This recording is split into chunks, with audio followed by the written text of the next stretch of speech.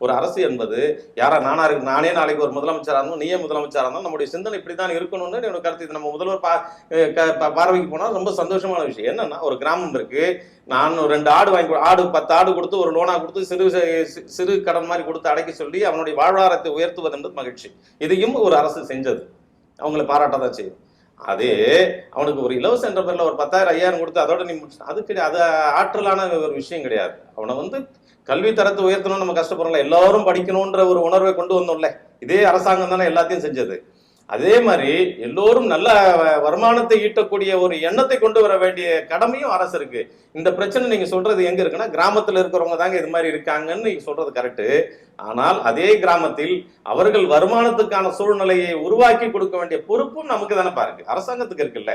அது இலவசம் கொடுத்து அவங்களை என்னன்னா மாசம் மாசம் ஏதோ ஒரு இலவசம் நான் 1000 ரூபாய் வருதுன்னு வச்சுக்கோங்க, ஒரு பேச்சு சொல்றேன், செய்யறது சந்தோஷம், அதை விட்டுருவோம். அதை விட ஆரோக்கியமாக யோசிச்சா நல்லா இருக்கும்னு நான் சொல்ல வரேன். இந்த 1000 ரூபாய் கொடுக்கறதுக்கு 10,000 ரூபாய் வருமானம் வர்ற மாதிரி எதனா அந்த ஒவ்வொரு கிராமத்துக்கும் ஒரு சிறுதொழில் செய்யக்கூடிய ஒரு சூழ்நிலை உருவாக்கி விட்டுட்டா. 2000க்கு அப்புறம் வந்த அரசியல்வாதிகளாலையும் அரசுகளாலையும் செய்யப்பட்டிருக்கு. நான் இலவசமா கொடுத்து ஏமாத்துறாங்களேன்னு சொல்ல வரதான்ப்பா.